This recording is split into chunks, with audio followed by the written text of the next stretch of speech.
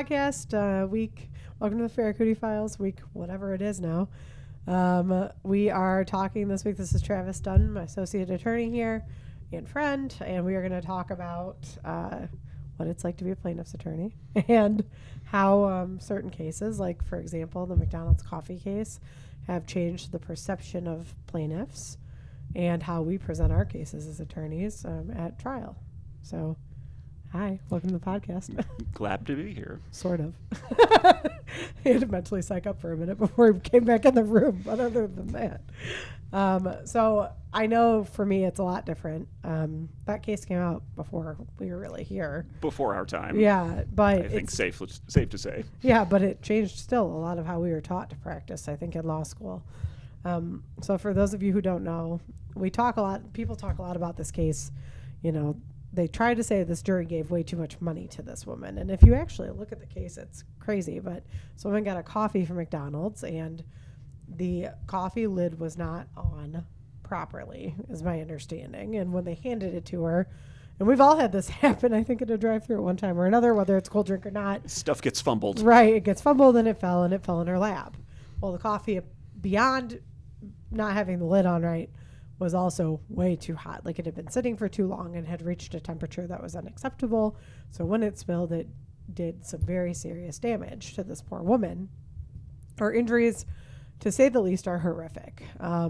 Life-altering, horrific injuries. And a jury awarded her a significant amount in damages. And the insurance company appealed that, stating this award was far in excess of what the value of the damages was, that the jury played on sympathy rather than awarding based upon facts. There was some, I think, mitigation and agreement to the award, but not, it wasn't, from my perspective, it was not. Knowing her lifelong damage as a result of this, like reading the case, that award was not out of line at all, I don't think, but... Well, and more to the point, and I think that this is part of what's relevant to, our practice sometimes as well, that in addition to the actual damages, the compensatory damages, as they're called, for her injuries, which were significantly more serious than I think most people understand them to be, and that's one of the things that, they talk about this case in law school as public perception versus when you actually get into a courtroom and you're talking to a jury and you're presenting the evidence on behalf of your client, where you're getting the details of what actually happened to this woman versus what the public perception or the public understanding and news coverage of a case might be. The narrative. Yeah. Exactly.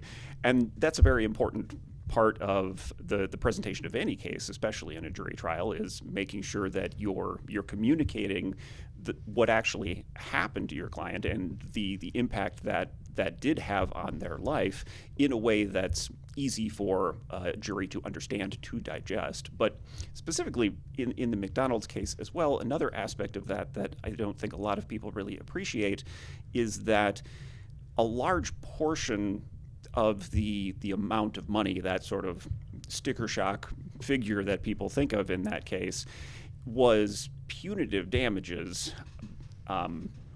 as opposed to the compensatory damages. And the difference there, for those that don't know the difference between compensatory and punitive, is compensatory damages are what's directly attached to the injury that somebody sustained. So that's the medical bills, it's the pain and suffering, it's the impact on their normal life.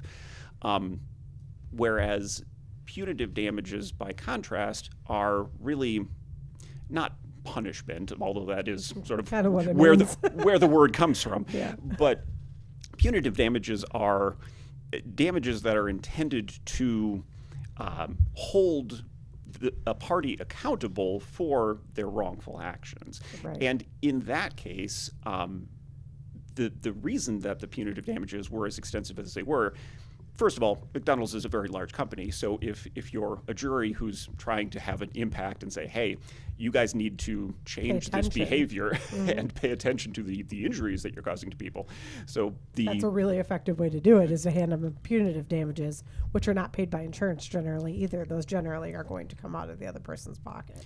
Well, yes, exactly. And because of that, they're more indexed to, how much assets McDonald's actually has versus a small coffee shop or a business or something like that would never have gotten a number like that, because the impact that the jury was intending to have, it wouldn't be necessary to have an award that high. But more importantly, McDonald's in that case, and this is what people don't generally even know, is that there had been complaints about the temperature that they were holding their coffee at prior to the injury to this woman. This was not the first time that this had happened to someone.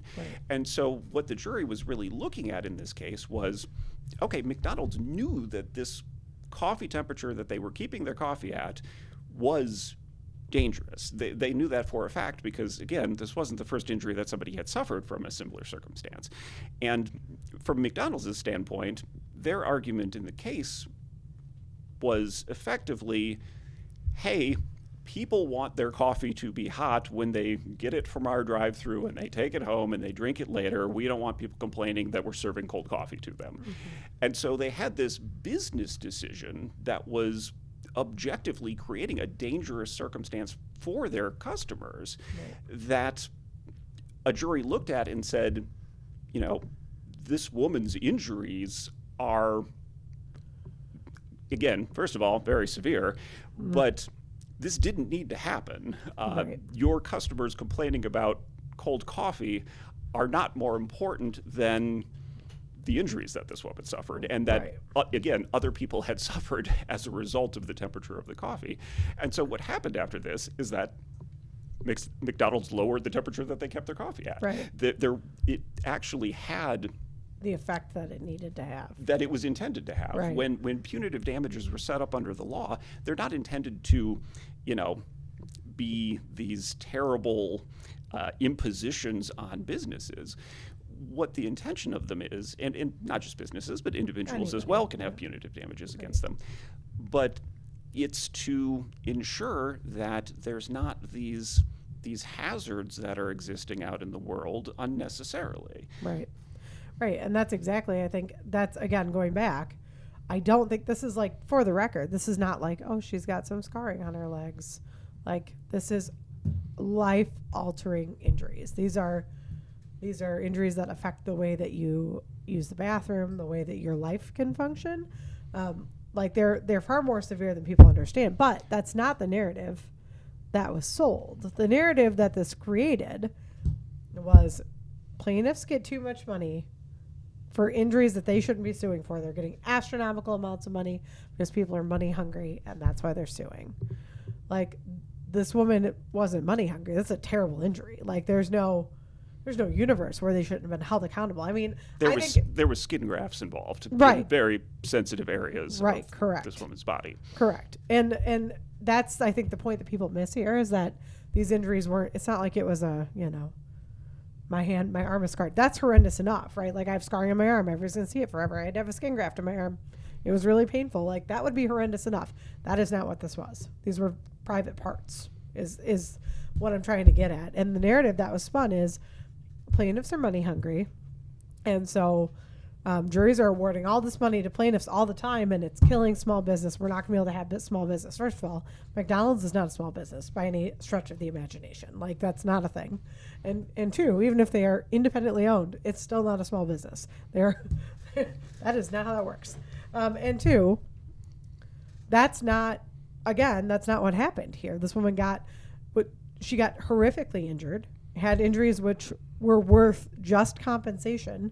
And my argument, as not even just as a plaintiff's attorney, just a general human being, is I don't think she got enough for everything she went through and will have to go through for the rest of her lifetime as a result of this. Like, this is, when I tell you it's truly life-altering, I mean it's truly life-altering. And quite frankly, the argument that plaintiffs sue because they need money or want money and, they just are money hungry and I'm not the kind of person who sues. When I hear somebody say that, it makes me twinge, because the reason I hear people saying I'm not the kind of person who sues is after this case occurred, the argument and the narrative that they created in society was money hungry people are the people who sue. No, people who are injured and who deserve justice are the ones who get back what they are entitled to for their injuries. If you have, a broken wrist, you're not going to get the same as somebody who's in a horrific car accident or in the McDonald's accident. No jury is looking at a broken wrist and going, $8 million right now. Like, it would have to be a horrifically broken wrist that stopped you from doing all things for the rest of your life. Like, that's just not happening. Well, and the kind of connecting off of that, you use the word deserve there, and what's important to keep in mind is that when there is a judgment entered in a court case, and again, in that case, it was, ultimately a jury decision that was where that number came from. What that is it's a group of citizens, it's a group of people who are pulled from just the community. All walks of life. Exactly. Yeah. That believe, after hearing the details of what happened, that this person is entitled to that amount in damages as a result of what happened, and that they deserve that amount. The defendant, the party that group of people has decided was responsible for what happened, should be responsible for paying those damages. Correct. And that's not as far as a narrative is concerned, the narrative is what happened to the person. Right, correct. that as a result of someone else's wrongdoing, judgments are not entered against people who don't have real injuries, who had bad luck and somebody else got hurt. They get entered because somebody was negligent or they violated the law in some fashion.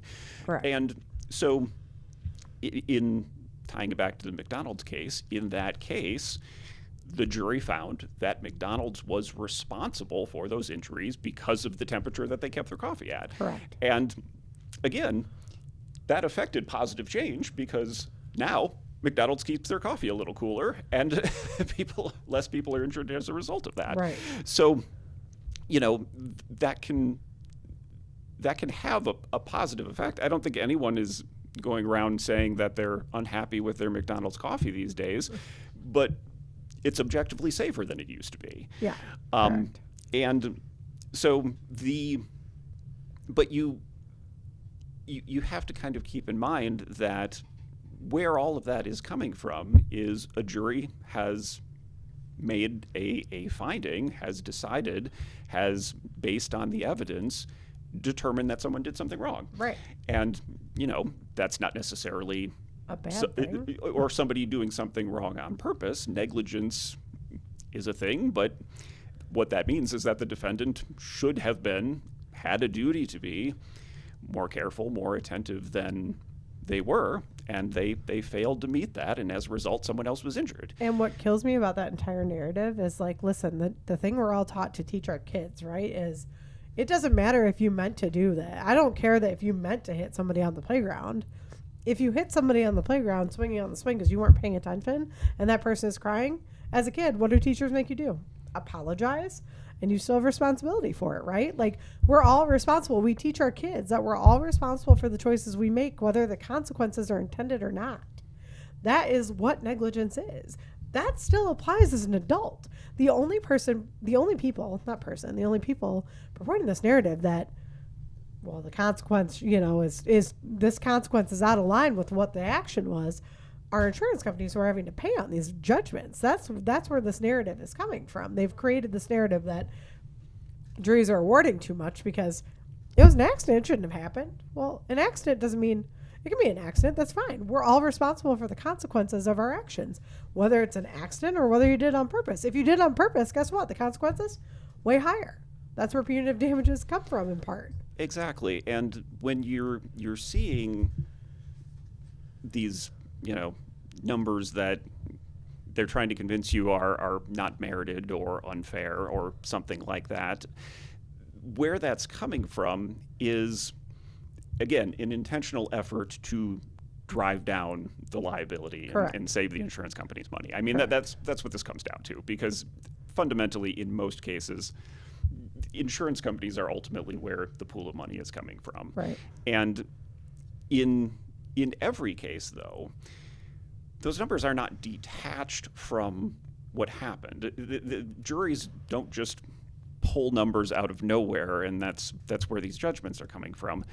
They have to be based on something. And again, this is something that doesn't necessarily percolate down always outside of the legal community, but in cases where, a jury is awarding something that's just totally divorced from what actually happened to the person, those cases actually get reversed on appeal, because you do actually have to base the damages in something. You can't just be throwing numbers out there. Right. What those numbers are coming from, though, is what happened to the person and the degree of responsibility of the defendant. You have to have a basis for the judgments that you're getting. And sometimes, in the case of a company like McDonald's, and where you have punitive damages involved, where they're saying, no, this was, if not intentional, a severely poor choice. in a purposeful choice to ignore the consequences of things like your coffee temperatures. Right. But that number, that large number, that judgment in that case was based on actually, ultimately, how much money McDonald's was making off of their coffee. That's actually what the basis for that punitive judgment was, is, hey, here's how much money you're making from your coffee, and you're severely injuring people as a result of that. And so as a result, we're going to charge you X amount of dollars so that you stop doing that and get the point we're trying to point. Precisely, and that's kind of why I brought up earlier, just a small town coffee shop or something like that simply wouldn't have had that judgment entered against them, because it was based on an objective number. It had to be based on an objective number as far as the calculation of the punitive damages are concerned. And that applies not just for punitive damages, but for compensatory damages as well. What happens is that a jury looks at what happened to someone. They look at the costs that somebody has incurred, whether that's the medical bills, whether it's the travel costs back and forth to the doctor, or whether it's the medication that somebody had, and they'll award a certain amount based on that. And then on top of that, they'll look at the impact that it has had on their life, on their ability to conduct their daily activities. In every case, when you're talking about damages and you're going through the deposition process and talking to your client, you're talking about things like, is there hobbies that you could engage in that you can't engage in now as a result of your injuries? Do you avoid driving at night? There's every little part of someone's life can be impacted by an injury, depending on the injury and the lifestyle that somebody had. And that's really where these values come from, where the damages and the judgments are coming from. And that's something that you, as a result of cases like the McDonald's case and the narrative that developed around it, that's a barrier that you have to get past. Is you have jurors coming in with potentially preconceived notions of what a plaintiff, what your client is expecting out of a case, or preconceived concerns about being that jury that awards too much, that people talk about. Exactly. Yeah. So that's something that we address pretty much consistently. Not only in opening and closing statements during a trial, but also with their clients beforehand. You could have, I think the best lesson I ever learned is you could have 12 different juries on a case. 12 jurors, 12 different juries, right? They will all give you a different award.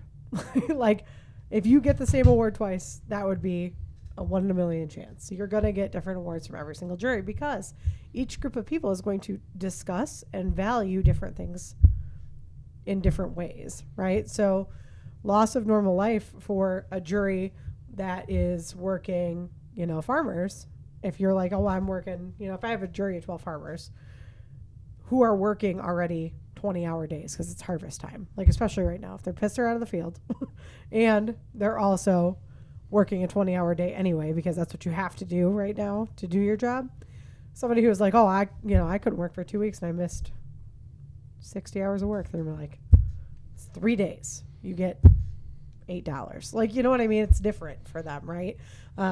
It's not going to be the same effect as somebody who works a normal 40-hour job, right? And says, okay, I missed 60 hours of work. They're going to be like, okay, well, that's a week and a half. And I can put some more value on that based on what I know you made. And, I can award you X amount of dollars because at least you tried to go back. And maybe 60 hours for you, maybe that's still not right, because maybe 60 hours for you, maybe you work part-time only. So maybe that's almost a month of work for you. Maybe that's a lot of work to miss for you. They may not value, like this jury is not going to value it. Jury A is not going to value it the same way that jury C, who maybe also all works part-time, would value it. They're going to go, that's your whole income for a month. How do you pay your rent? How do you do whatever? They're going to understand that because they're living that situation. They have more empathy for it, more understanding of how you're paying bills, right? Somebody who's not living that same situation doesn't necessarily always have that same perspective. So the makeup of juries and how we choose our juries is really, really important. And you can only kick so many people off. So you have to kind of pick and choose and figure out what's going to make the best outcome for your client. You kind of hope for the luck of the draw and then find the best outcome, Well, and divorcing that even from, a direct income situation or a jury pool among the people that you have to pick from in any particular trial, if you're looking at different geographical areas, people are going to value aspects of their life differently. So, for example, if you have perhaps a jury in a more urban environment and you have someone who, because of a neck or back injury, say that if they're in a car for more than a half hour, they began to experience pain or discomfort or something like that. Somebody in a more urban environment might say, that's worth more money. Being in the car for more than a half hour is more or less likely to happen than someone in the country who, can maybe get through town in 7 minutes. Right, exactly. Who doesn't have traffic, who doesn't have to ride a subway or whatever. Or on the other hand, depending on what direction you're going, perhaps the nearest grocery store is a half hour away because they really live out in the middle of nowhere. Correct. And so that obviously would have an enormous impact on someone living in that situation versus someone who has a 7-minute drive to get anywhere that they need to go. Right. Or versus, like you said, someone who's going to be stuck in traffic for an hour every morning going back and forth to work. So those are things that you have to think about as well, that just because you in your life might not be impacted by the same something in the same way. Yeah, absolutely. That doesn't mean that the plaintiff or the injured party or your client that doesn't have a huge impact on their life. Right. And I think it's, my dad always used to say that you have to step out of your own box. It's really important to spend time with other people who are not like you, who don't live like you, who aren't raised like you, so that you can figure out how people, like how different people live, right? And you can understand people better when you understand how they were raised, what their values and beliefs are, and how they live their life, what they place a premium on, because what they place a premium on does affect how they award judgments here. So like I can ask questions in, we call it as voir dire when we ask them questions, the jurors questions before the trial, right? We get when to you're ask them choosing questions the jury. To choose the jury. I can ask questions that are going to tell me a lot about how they were raised and what they believe in, and it's going to tell me what they place value on, because that's what I want to know before I'm picking my jury, because that's going to help me figure out what their life was and whether they're going to relate to my client or whether they're not going to understand, or maybe they've had other friends or whatever who are in similar life experiences as my client. I'm going to leave that person on the jury even if they didn't get raised the same way, because that person is going to understand because they've been exposed to somebody outside of their own general small circle. I think especially when you live in areas like ours, sometimes it's hard to get out of we were all raised by the same kinds of parents in the same neighborhood, with the same houses, with the same food levels, with the same, economy type, living situation. We're all in the same class, right? Like, I think once you get outside of that same class bubble, it starts to gets a little different for people to be able to testify. Like a rural area versus an urban area, that's another big difference. In an urban area, in an urban setting, you're more likely to have people from all different economic levels, all people, different beliefs, different backgrounds, different religions, different, parenting styles, different home lives, what they place premiums on in their home lives. Those juries award typically higher values because people who are in a home life maybe similar to the plaintiff who placed the same values on those kinds of things are in that jury room and say, hey, wait, this is why this matters, and you don't get it because you're not living the life we're living. So let me explain to you why this is so important. And then that person, maybe who isn't, is like, oh, okay, all right, I see why that would matter. Like maybe they don't have a 30-minute commute to work. Maybe they live in downtown Chicago and their building that they work in is 5 minutes from where they live and they get to walk there and the grocery store is right next door. So a 30-minute commute, they don't even think about it, right? They're like, whatever. Takes me, I'm within 20 minutes of where I want to be all the time, right? Somebody who's riding the subway every single day across the city to their job is going to go, hey, no, this matters. And here's why it matters. Because that subway is awful to ride in general because it's packed, especially this line. And maybe you don't ever ride this line, and you should know that line is terrible to ride. You know, those are the conversations that make a difference, though. So when you have juries that are all really similarly raised economic levels, beliefs, religion, whatever, without an outside perspective to look at you and say, hey, this is what you're missing, that doesn't get advocated in that jury room. So that position becomes lower automatically than if there were people of different beliefs, economic backgrounds, religions, parenting styles, whatever. It does change the way that people think, you know, and the way that they advocate for one another. But, you know, in general, that's my life lesson to my kid all the time. Go talk to people who aren't like you and go make friends, because you need to learn how other people are, because it's important to be removed from your own circle. Like, you need to not think about your own circle of people so much. You need to start to try to understand how other people have to live, because it helps you empathize and understand different life situations. And we're all better-rounded people if we know people who aren't exactly like us and who can teach us about their backgrounds, their beliefs, their religions, their whatever it might be, their experiences in life. We become better-rounded people if we get to know that. So in general, the good life lesson is mix up your juries. Well, I mean, you do what you can. Obviously, Really, there's only so much you can do through voir dire. But and that's part of our job as trial attorneys, certainly, is to have that ability to communicate to the juries, to give them the tools that they need to understand where our client is coming from. Correct. And to be able to communicate in a way that makes sense to the jury the impact that the injury has had on our clients. That's really a big part of the value that we're adding, is the ability to, again, communicate effectively. Communication is so important in that situation, and the best way to do that is to have as much empathy as you said for others and the way that they live and the way that they think, and have the ability to connect to that juror and say, hey, you might not have the exact same life experience that my client has had, and you might not have ever gone through anything similar to what my client has gone through. So let me walk you through it. Here's the best way to understand what happened to them and to understand the impact that this has had. And that's really where you're getting those damages from, and those calculations from, is your ability to do that. Right. As a side note, this is fun for me because Travis and I do things like this. We wrap out almost every case like this before it goes to trial. Like, he'll come in, or I'll go in his office and sit, and we talk it out just like this and try to figure out, you know, how to make the jury better understand what the person has gone through. And there's a lot of behind the scenes stuff that goes on in preparing the exhibits and everything else to really help you see it and understand it, but we go through and talk about it like this, like exactly like this. So it's just kind of fun to do it like on a podcast, so you guys can see examples of where people are coming from. Right. Everybody in the office kind of laughs that I when I'm reacting, I go to Travis and say, okay, I'm reacting to something and I need to know if it's valid, or if I need to go settle down before I respond. Sounding board. Travis is my sounding board, and I like to think I'm his sometimes too. Oh yeah, absolutely. That's very, very much so. But I get to do the sounding board thing with him. Now we're soundboarding on a podcast for the first time. I kind of like it. It's fun. Anyway, so the McDonald's case changed a lot of things in the legal system. But the narrative, and the thing I hate the most, is when people look at me and say, I'm not the kind of person who sues.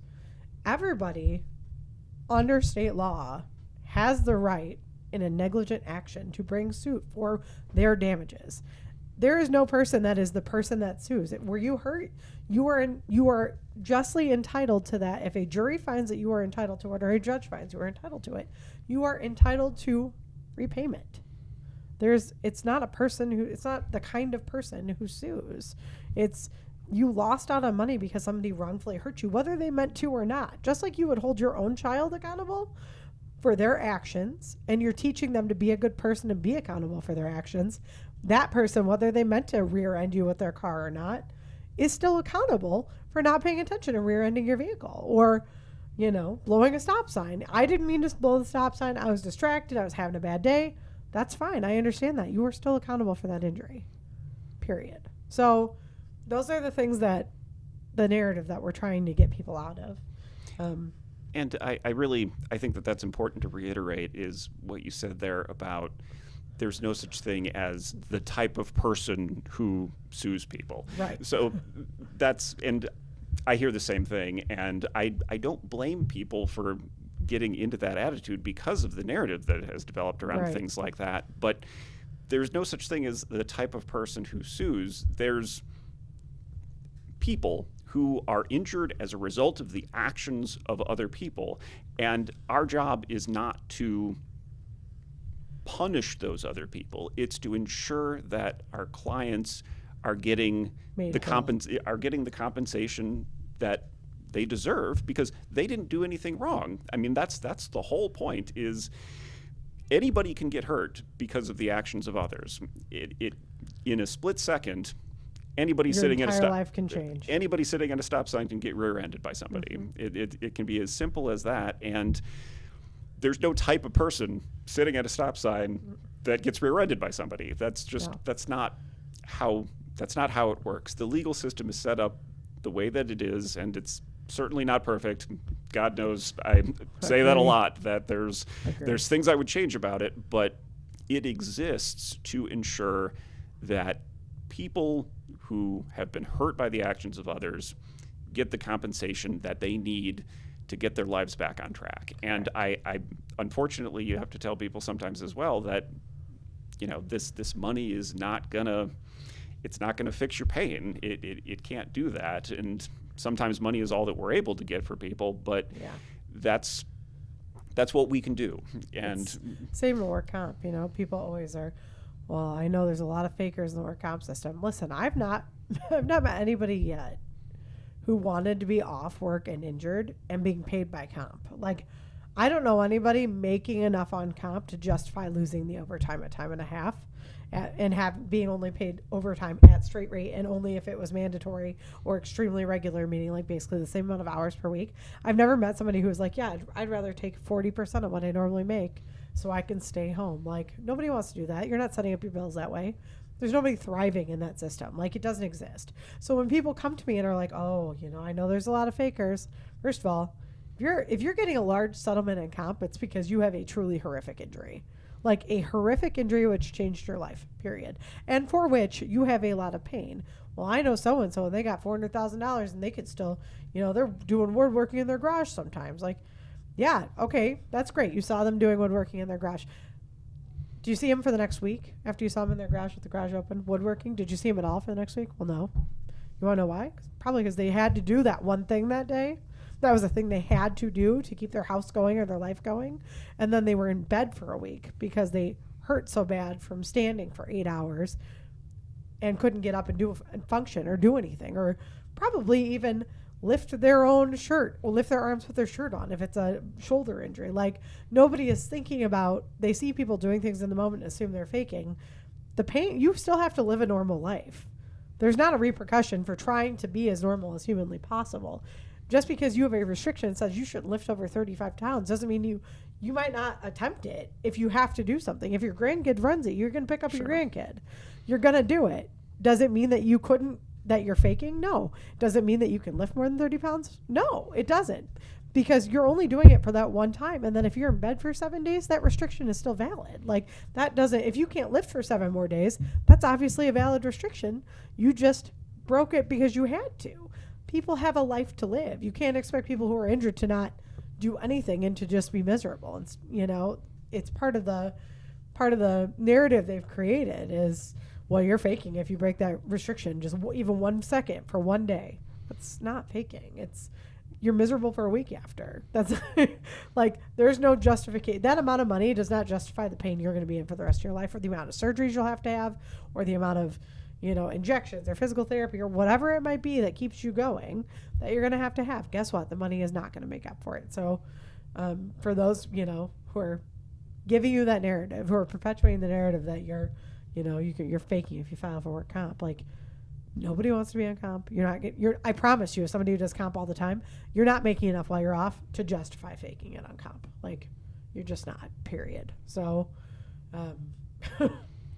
that narrative can die. I'm sick of it. Right there with you on that.